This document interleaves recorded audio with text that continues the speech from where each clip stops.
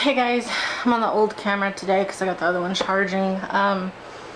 I just got back from taking Aziz, sorry I'm out of breath, from taking him to the unemployment place. He's got he didn't work 2 days this week, and then next week the company's going to be off for the entire week. So we had to go talk to them, and it was kind of symbolic because the place is actually closing down, like that office. I guess budgetary reasons or something. I don't know why, but the other closest office is in Hartford, so they're closing on Thursday. And it's just kind of symbolic that we had to go today, and actually we didn't even get to do anything. We have to try and call tomorrow.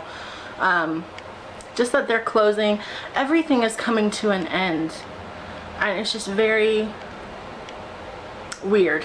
It's very weird how things are playing out. I'm doing a little better today than I was yesterday. Not so much tears, but there's still a lot of sadness. There's still a lot of stress and heartache, and I don't know if you guys can tell, but I'm shaking. That's why I keep changing hands. So it's just very weird. We were in the car, and every night I've asked him, do you want me to fix you something to eat? Do you want something? Because every time I go in the kitchen, I'll be like, do you need anything? And he's like, no. And I was like, so are we never gonna eat together anymore? Like, what's the deal? Like, I thought we agreed we'd both be with each other, do stuff together, and just try and make it okay.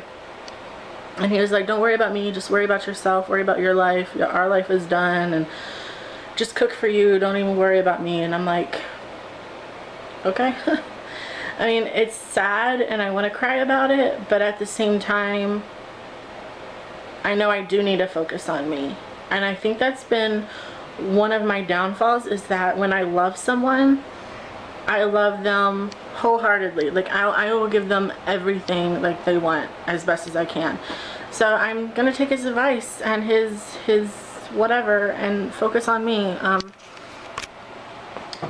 Maybe I'll clean the house, maybe I'll do some other things and try to show that I still want not that I want something with him, I just don't want to completely break a relationship, because it already hurts that I'm losing yet another husband and that another person is leaving from my life. So it's just one of those things. I don't know if you guys can understand or anything, and I don't even expect you to, but it's just good for me to vent, and it's good for me to be able to look back one day, I don't know when, but one day, and just be like, I was going through a hard time then, but look where I'm at now, and now I see why that happens. That's what I'm hoping for my future. And like I was talking about the other day, if I didn't come to Connecticut, I wouldn't have been able to volunteer with the veterans group. I wouldn't be able to film that wedding and therefore afford my new camera. I wouldn't be learning about Judaism. Maybe not even be having my surgery because of the laws in each state being different for insurance. So there's a lot of things that were good for me coming here. So I really want to focus on that, and it's just hard. I flip-flop back and forth constantly between I'm okay, I'm hopeful, let's do this, and then I'm sad and miserable, kill me. He told me today he's got a friend that he works with who's moving to Alabama for work, and that this friend is gonna get him a job, and they're gonna live together in Alabama. He said he doesn't know when, which that sucks because I really need someone here to help me after my surgery. So I had asked him the other day, I was like, well, what do you want to do with the couch? Because a lot of the other furniture and stuff, I think probably tomorrow, today I'm going to clean, and then tomorrow I'm going to take pictures of everything and post on Craigslist. If it doesn't sell within the month, then I'm just going to pitch it.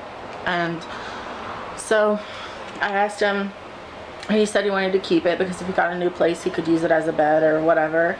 But now that he's at some point moving to Alabama, he's not going to be able to lug a couch, and neither am I. So I think we're going to try putting that online.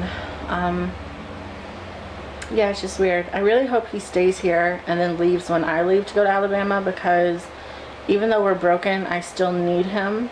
And he was like, don't worry for rent money, and I'll still pay everything if I go. And I'm like, that's not it. It's the fact I'm having surgery. And it's just, that's symbolic too, that he's not been with me throughout this process.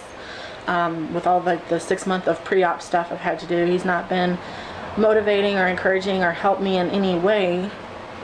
Why should he be here when I have the surgery? it just sucks because I've never had surgery before. I've never had to go through anything like that.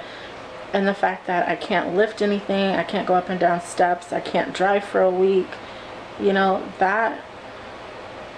that's really gonna hurt if he's not even here. So yeah, that's gonna be crazy. But hopefully everything works out. You know, everything happens for a reason.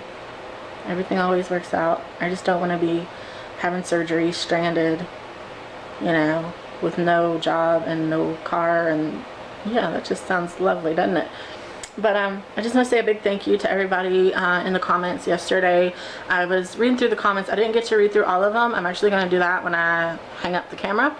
But it just really meant a lot to me that you guys are so supportive, and that I've been able to share this marriage and this journey in Connecticut with you guys, and that you can even like look back and see how distant he was, you know, and see, because you know, you hear one-sided stories all the time and you feel like you can't judge, but I feel like through my videos I've kind of given you both sides of the story and given you proof of how I feel and what I think and what I say and just how the situation is. So I just want to say thank you for all the support. It's going to be a long road ahead of me, but thankfully I have my cameras, I can vlog. It's my therapy.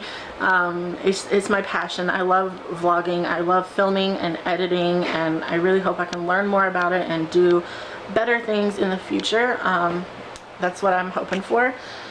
So yeah, just hang in there with me, guys, and thanks for everything. I'm gonna finish reading the comments. I'm gonna clean up, and it's like 12 o'clock and I haven't eaten yet, so I'm gonna eat something and, like he said, worry about myself. So that's my plan for today. But yeah, if you guys can think of anything I need to do as far as, you know, having this life come to an end, like any chore I need to do or anything I need to call, please let me know, because right now I'm so thinking about my surgery and about all these other stresses I have and just everything. I feel a little scatterbrained, so I'm trying to make a list of everything I have to do. So if you guys can think of anything, tell me in the comments, because chances are you might say something that I would not have even thought of. So I'm just gonna wrap up the vlog. I know I'm rambling, so I don't think nothing is gonna happen today, so I'm just gonna end it here and get some chores done, get some cleaning done. So I will catch you guys tomorrow.